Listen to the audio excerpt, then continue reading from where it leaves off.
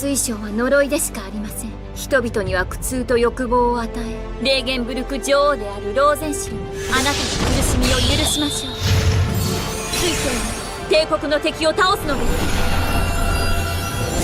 私は女王陛下を、もし私がわずかなりとも肩代わりできるのなら良いのだが、帝国と女王陛下。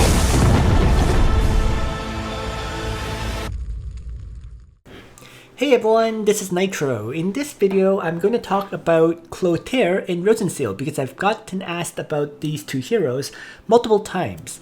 So let's start first with Clotaire. And Clotaire's basic role in the game is for PvP. Specifically, he is a high mobility AoE debuffer. The reason he's a high mobility one is because he can actually bring two separate skills that allow him to act again and move 2 additional tiles.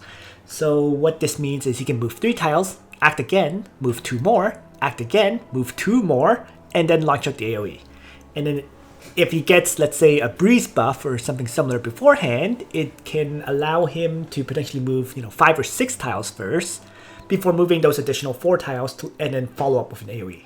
His 2 act again skills, the first one is Immolation Crystallization, and it allows him to add 15% of his attack to his intelligence score. And his second skill, Immolation, will allow him to do fixed damage to any enemy he hits, where the fixed damage is the total sum of his attack and int. So all of these skills have a 4-turn cooldown, which means effectively all his skills have an actual 2-turn cooldown because he's going to activate the act again skills multiple times. And what will end up happening is he can apply a total of 4 debuffs on the enemies he hits with his AoE. There's 2 debuffs from his talent, and then 2 debuffs from when he uses his 3C skill as an AoE skill. The thing though is, by comparison, he does lack sustained damage for PvE content. In PvE, you want your characters to be endlessly launching out skills to take out enemies. Well, he only has 2 single target strike skills. One is his Fireball skill, which has a 1-turn cooldown, and the other one is his 3C, which can actually be used as a single target strike skill, but it does physical damage and it's a 2-turn cooldown. So he does have a pretty interesting 3C because it can be used as both an AoE skill or as a single target strike skill. Finally, with regards to the class that you want Clotaire in, he has a choice between infantry class and mage class. I generally say you want the mage class because you're going to want maximum magic output. And the magic class, the mage class, has 515 int as opposed to 495 int in the swordsman class. So you're getting an extra 20 int out of this. In terms of gear, his mage class can equip swords, knives, and heavy armor. So there's not that much difference in gear between his infantry class and his mage class, other than the fact that his infantry class can equip the gift of eternal life. And so the ideal gear set for him, in my opinion, would be the following. For the weapon, you probably want a red moon for maximum int. For the armor, you want the Aeolus's battle armor. For the helmet, you're going to want a Fury of Tyr to increase damage further. And for the accessory, you're going to want a Twilight Star, because Immolation Crystallization does convert 15% of his attack into int. If you don't have a Twilight Star for him, of course you are free to use other items, like let's say a Holy Ring, but you just get less conversion. And finally, if you end up using his 3C as a single target strike, since it does physical damage, it's going to do much less damage. For the weapon, I've seen some people decide to use other weapons, like let's say the Queen's Scepter for a 15% int increase rather than a 10% int increase. I've seen people use the exclusive for Sonya or Akaya, because those ones add both attack and int. And finally, it is also possible to use other weapons, such as a Bloodsword Hunting, where you're getting attack instead of int, but you get a fixed damage hit. So there's all sorts of different weapons and accessories that you can bring. The armor though, and the helmet are presets. With Clotaire covered, let's move on to talk about Rozenciel. So Rozenciel's basic role is for PvP as a healer and debuff prevention hero. The thing about Rozenciel is she's mainly for PvP because in PvE content, Tieris and Liana are generally considered better healers still, although I have used Rozenciel already for a few battles. She is a hero that is actually usable at 3 stars, shockingly enough, although it is recommended to use her at 4 or 5 stars. And of course 6 stars would be ideal if you can grind her up to the 6-star level. The reason for the increases is because as you increase her star level, she does progressively get a better talent and provide more healing to her allies in general. Her talent is basically summed up as debuff prevention stacks, where you can provide a maximum of 5 of them. As for her 3C, it has the effect of lasting for 2 turns, where she cannot act, and she can also revive once when she's in her 3C state. So she goes into a crystallized state, providing buffs to allies nearby, and you can no longer act with her, so she can't move or anything, but she can also revive in that crystallized state. Finally, for allies ending turn near her, they basically get healed up and get those debuff prevention stacks. Her heal skill and her 3C provide a crystal healing buff on allies, and this crystal healing buff allows allies to heal 1.5 times her intelligence after they take damage, which means it kicks in both when they get single target attacked as well as when they get hit by AoEs. So Rozenciel really counters debuffs, she really counters AoE attacks, and it just makes her an overall really good healer. Because you're going to want the crystal healing buff for your characters, she basically has a fixed skill set. You're going to want her 3C, you're going to want mass crystal healing, and then you're going to want a single target heal. Are there other skill combos for her? Of course, like for example, you can bring something like her Empire Faction buff, Mass Crystal Healing, and maybe Miracle or something like that. But if you're going to want to maximize the ability to get Crystal Healing buff, the set of skills I just mentioned is it. Because with any other skill set, you pretty much are guaranteed to have consistent downtime with the Crystal Healing buff. That would make her nowhere near as good of a healer. Let's move on to talk about her set of gear. Her weapon, armor, and helmet are pretty much preset. You're going to want to maximize healing for her, so you're going to want the Crystal Enchant, and the gear set would have as many plus healing percentage buffs as possible. You're going to want the Goddess Left Hand on her, you're going to want a Tenuous Robe for maximum survivability, and while the Tenuous Robe is her current best piece of armor, there is an upcoming armor that increases healing percentage as well. That may be a better armor for her than the Tenuous Robe. You're going to be giving up hit points or survivability and get additional healing. So there's pros and cons to that new armor versus the Tenuous Robe. You're going to want the Tenuous Headdress because that way she can provide buffs to allies. And the accessory is the one where you can kind of decide on what you want there.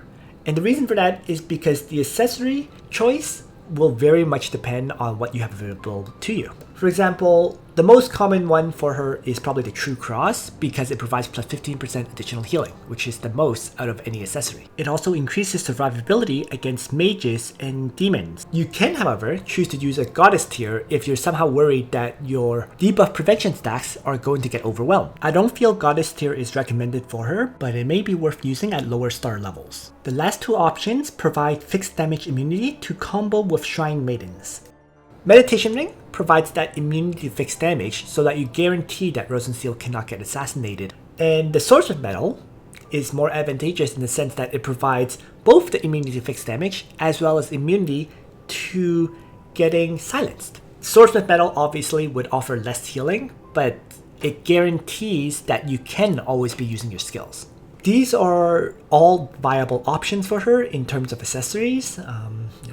I didn't mention the Holy Ring, but that's also a viable option if you want to provide that immunity to silencing. The main reason for these would be if you expect to face a massive team of AoE debuffers. For example, if you know you're going to get hit by Clotaire, that may remove four of those debuff prevention stacks right there. Then maybe they follow up with Bozel and Gizaroff or something like that. So if you're getting hit by multiple AoEs, her debuff prevention stacks can get overwhelmed, and then if she gets silenced, she can't provide much support anymore, and that would be the whole point of bringing Swordsmith Medal. So with the gear and basic outline of both heroes covered, let's move on to show some demonstration battles of them in action. For the first battle example, it's a match where I'm playing against Mr. Take It Easy, and he does have Clotaire, in this case in the mage class, with heavy infantry. We see that his attack and int are both quite high, even without a faction buff or anything like that. So clearly this Clotaire has the Twilight Star on it. There are no faction buffs for this team, but the high stats make up for it, and there's a lot of AoE stretchers. Ares has AoE, Clotaire has AoE, Arianrod has AoE, there's also Licorice with AoE, Dark Despair, and finally Emilia is the tank. So a very, very aggressive, offensively oriented AoE box. By comparison, what I was running, it was Wilder, Licorice, Ledin, Illustrial, and Akka to mobility buff. So let's just see what happens. So, I begin with Demonic Event, and Mr. Take It Easy just starts maneuvering forward a little bit. So, Ledin's faction buff will buff up both Akaya and Illustrial, and Wilder is just kind of holding back. Now, I moved Illustrial forward 3 tiles. That was it. So it was just from here up 3 tiles. Despite that, Clotaire is now moving forward, activating the first skill and second movement skills, and then launches out his AoE. And that AoE hits both Ledin and Illustrial. Illustrial took some fixed damage because of the effects of Immolation, Crystallization, and Immolation. So Immolation added 15% more int, so we now see that Clotaire's int without a faction buff is at 1350, and the other effect from Immolation caused fixed damage equals to 1 times Clotaire's int and attack. So that's why we saw Illustrial take a whole bunch of fixed damage. And we see that Illustrial has 4 debuffs. There's a fixed damage taken increased by 20% debuff. There's Inflame, where after taking action, you take fixed damage equals to the caster's attack and int times 1. So I'm going to take another fixed damage hit at the end of her turn. And then there is Shattered Flame, which comes from Clotaire's talent. Also from Clotaire's talent, unable to trigger effects that resist fatal damage, so I don't get any revival effects. So 4 debuffs in total, 2 from Shattered Flame, and then 2 from the Burning Illusion 3C. When used as a AoE skill, it applies the increased fixed damage of 20%, and of course the attack and int times 1 fixed damage debuff. Right. So, and actually, the final thing worth mentioning is because 16% of int is added to attack, we know this Clotaire is actually just at 5 stars. It's not a 6-star Clotaire yet. So let's continue. So that was a big mistake on my part already. And I try dropping a wolf and using it to act again my Illustrial. And the whole reason for that was because I needed to avoid the Wind Whisper of Ares. So ultimately, what happened here was a massive mistake on my part in terms of miscounting just how far Clotaire can move and AoE. So if I go back to the start, right, this Clotaire was not even starting in the Emilia spot. It was starting here. Yet it was able to move 3, act again 2 more, act again 2 more, then launch out the AoE that hits both of my frontal characters. What I really needed ultimately was for Illustrial to avoid getting hit by AoE, and I failed to do that. So, at this point, Illustrial is nearly dead. Okay. And because I acted again Illustrial, Ares acts first. So even though I was hoping to avoid Ares, he got to act first, launch out his AoE, which was enough damage to kill Akaya, and enough damage to kill off Illustrial, and enough damage to take out Waller as well. So with that, I lost. So I definitely misplayed in putting Alestro in range early on, like right at the start. But it also just shows just how far Clotaire can move and how much of an assault character he is. The second battle I want to demonstrate is a battle where I show off my Rozenciel. Even though my Rozenciel is a mere 3 stars, she is still surprisingly effective against people who don't realize that she totally eliminates debuffs with her talent stacks. So I just initially maneuver forward a little bit with Juggler Tritening up, and the enemy Zerda activates her faction buff to start. So, with my strategy right now, what I'm running is 2 tanks, Rozenciel, and then 2 characters who are vulnerable to assassination, which is Gizaroff and Bozel. So I have to be a little bit careful about facing off against Zerda, but the key point here is Rozenciel starts off by activating Crystal Ward, and with Crystal Ward, she becomes immune to 1 assassination, because in Crystal Ward state, she can revive once. So that means all 3 of my front characters here have the ability to revive or avoid getting assassinated from Zerda due to having extremely high defense.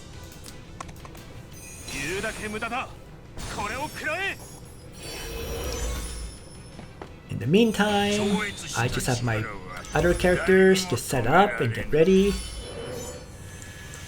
And they're just holding back, being patient.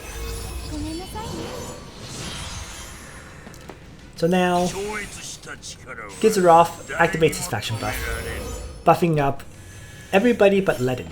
So Ledin can self-buff them. Player 2 Zerda activates her Heart of Alahazard so that she's ready to assassinate a character.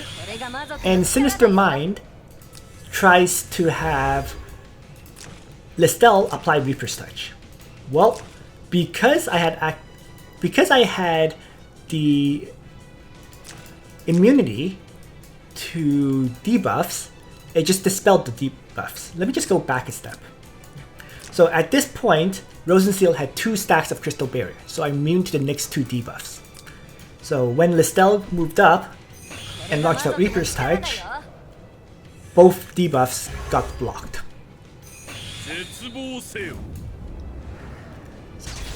At this point, I had my Bozel charge forward and launch an AoE hit on Listel. I'm fully aware here that Zerda can potentially assassinate my Bozel, but I felt it was well worth it to weaken Listel here. And Landius moves up, and I just have my Ledin move up as well. So Luna charges in, launches an attack.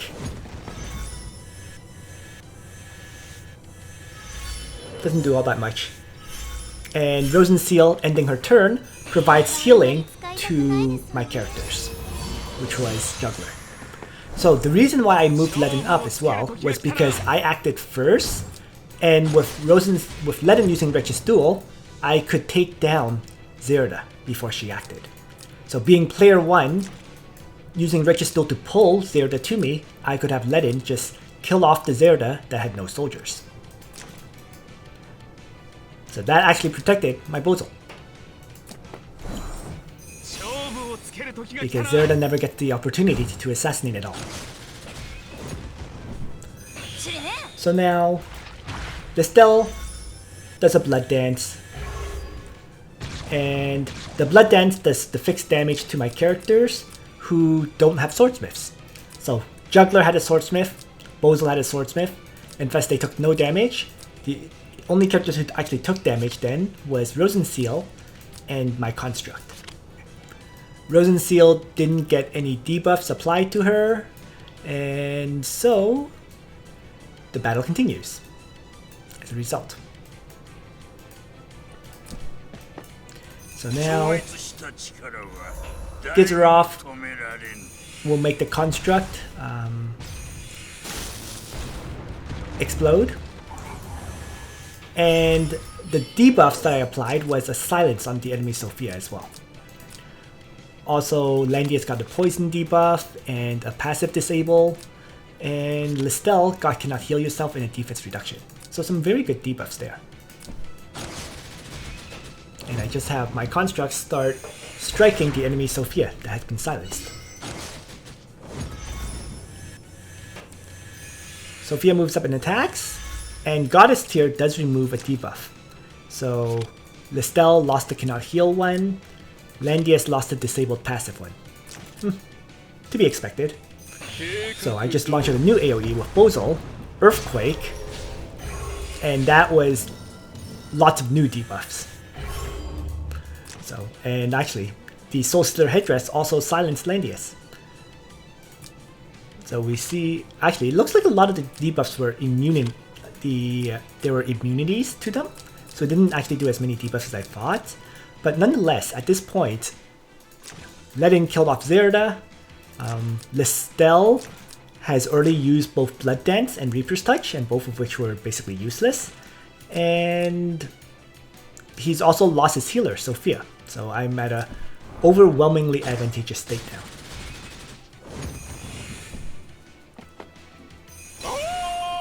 And just to make it more advantageous, Juggler jumps in and disables Landius' guard skill.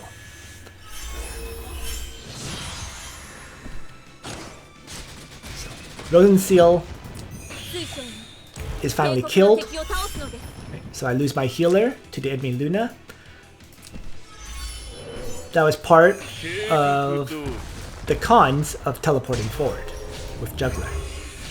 But I felt it was well worth it, because at this point, he has no healing, so I know I can absolutely crush him. And so Sinister Mind just gives up, despite having taken down my Rozenciel. But this was a good example of Rozenciel just preventing debuffs over and over again, and then rendering the enemies mostly useless. So while the match just now showed how Rozenciel can block debuffs from one opponent, this match shows how a lower star leveled Rozenciel, in this case a 3-star one, can get her debuff prevention stacks overwhelmed. It's coming from the fact that Rainforest can keep launching out Lunar Flares, combined with Rachel having Runic Void, and as well as Gizeroff with the Ultimate Construct applying 2 debuffs as well. So let's just see what happens. So on this first turn, what I've done as well is, should be mentioned, is after I activated the Crystal States on my Rozenciel, she does have 2 stacks of the debuff immunity, while all my other characters have 4. And actually, Gizeroff has 5 now that he's ended his turn next to Rozenciel. To be fair, my Rozenciel is not providing as many stacks of Crystal Barrier as she can possibly do, because at 4 stars and 5 stars, it becomes providing 2 stacks of Crystal Barrier, and then at 6 stars, it's 3. But with a lower star level Rozenciel, it's definitely possible to overwhelm it. So let's just see what happens. Eclipse does an AoE. Now, the thing about Eclipse is it doesn't apply debuffs unless you have a triggered effect from, let's say, a Demon Slayer. So it didn't really debuff anyone there. So, but Lunar Flare does. So Rainforest Lunar Flares, and the number of debuff immunities has dropped. For example, we see that Gizeroff now has 2 from 5. Landius has just 1, Bozal has just 1, Rozenciel actually got a debuff already, and Yulia has 1 stack of the immunity debuffs.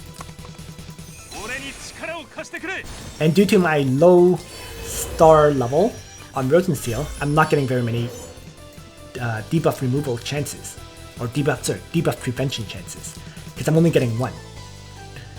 Would have gone up to 4 on Landius if this was a 6-star Rozenciel, but it's not.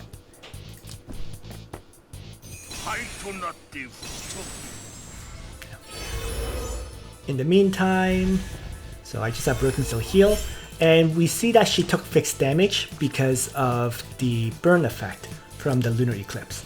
So once again, if my Rozenciel had a meditation ring or a source of metal, she would not be taking that fixed damage.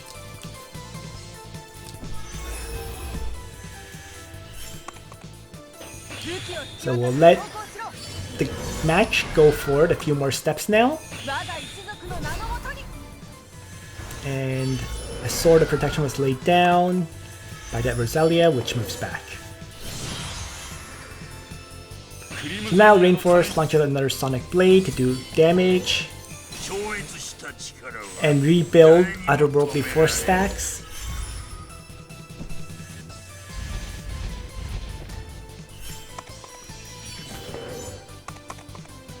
And then Rozelia launches out her first attack on my Landius, but it's not enough damage to actually take down his life.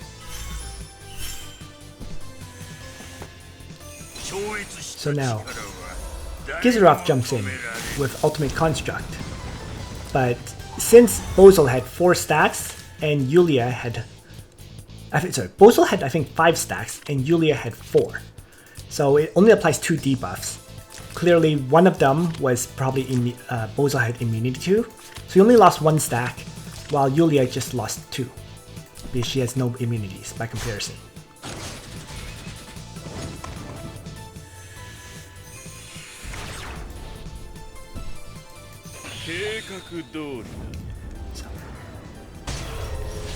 My Bozal launches an AoE. I was hoping for a silence on this Rachel, but this Rachel did have the Gospel effect, so she was immune to all debuffs. And so due to immunity, she can move up, Runic Void, and debuff my party with it. So that Runic Void, applying 5 debuffs, removed all the stacks of debuff immunity from my characters. So Yulia now has 3 stacks of the fixed damage, Bozal has 1, Rozenciel has 3, Landius died for the first time, and yeah, and he lost his all 5 stacks I think. We just go back, yeah, he had 5 stacks of immunities, now they're all gone due to the Runic Void. Now, ending turn, because Rozenciel is no longer in crystal state, ending turn with Landius no longer gave immunity stacks. It should have, although if I was at, once again though, if I was at 2 stars, it would have given 2. Sure, if I was at 4 stars, it would have given 2. If I was at 5 stars, it would have given I think 2 as well. And if I was at 6 stars on Rozenciel, it would have given 3 stacks of immunity buffs. So it is worth mentioning. Now, Rainforest then launched out another Lunar Flare. Right? And Lunar Flare applies 3 stacks of the burn effect. And due to Otherworldly Force activating, he can act again and launch out the second Lunar Flare. So applying 3 more. So, although very, very difficult, it would have broken through my Rozenciel immunities to debuffs. I do have to mention once again though, if my Rozenciel was higher star level, instead of having, let's say, 6 debuffs on Landius and having 9 debuffs on Rozenciel, it would be far less.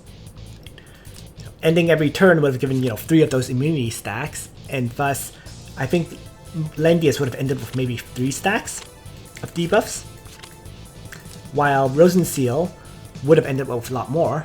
If she had a source of metal, she'd be immune to all of this fixed damage, so she wouldn't have to care.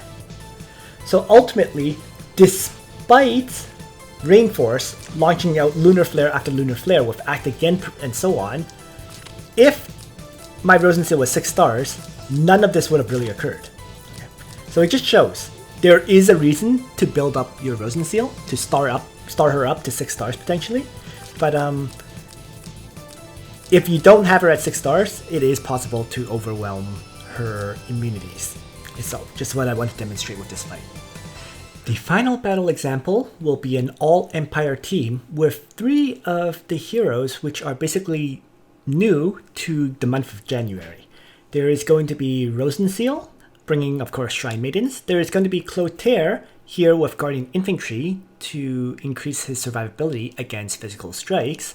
And then there's also going to be Egbert, because Egbert has his 3C skill. Rounding out the party is Betty as the tank, and Ares as a single target striker with the AoE from his 3C.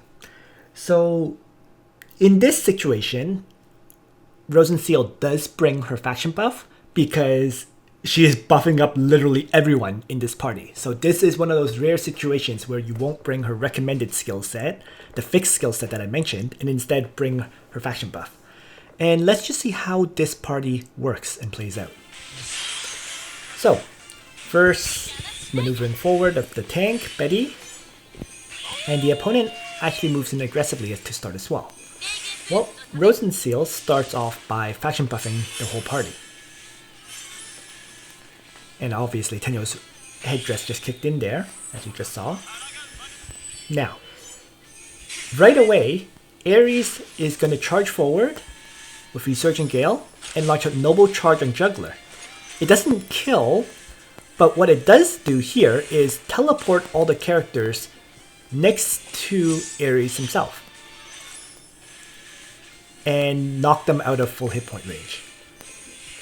The enemy's there with catapults attacks Ares but fails to kill him. Now, because of the teleportation, Clotaire now activates both mobility buffs and launches out his 3C to damage all the enemies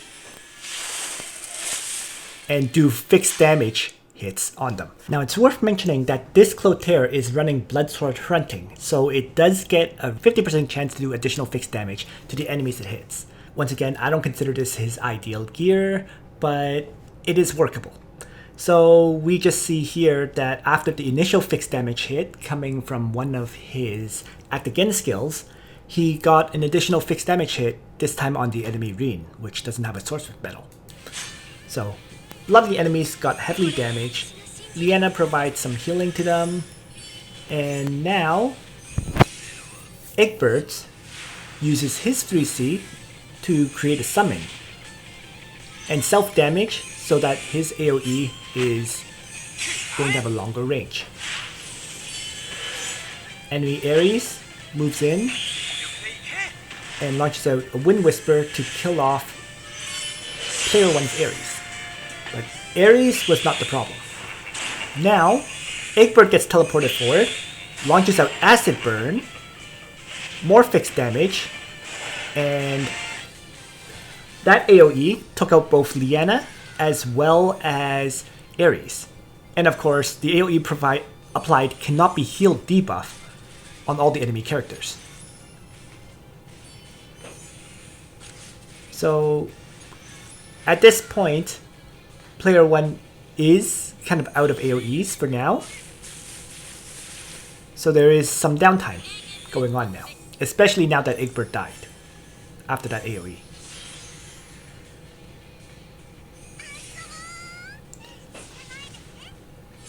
But now it's Juggler and Zerda against Betty, Rozenciel, and Clotaire.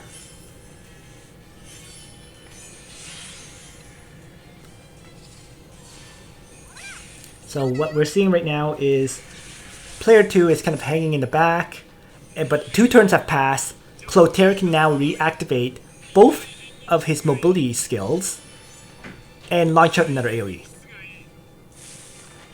And that AoE, the 3C, kills off Zerda, basically ending the fight right there. So this was the fight where Rozenciel didn't do too much beyond providing the faction buff, but we did get to see Clotaire really do a lot of AoE damage, despite Juggler providing healing between combat, And combined with Egbert launching the Acid Burn, it allowed for enough AoE damage to wipe out player 2's whole team. Is this a normal situation? Not necessarily. For example, we see at the top level, Reens having a swordsmith medal to be immune to all those fixed damage strikes and so on. But in those kind of situations, it's worth mentioning even though Reen may very well survive, Reen may not be able to do all that well in terms of damage output against player 1's team because he's not applying debuffs due to Rozenciel. So if the Reen had a swordsmith medal, we would have seen a different fight where Rozenciel would have probably kicked in more. But overall, this was a very interesting demonstration of an AoE team which is Empire based working out. So that's it for this video. Thanks for watching everyone. I hope you found it useful to you. And on that note, Nitro out.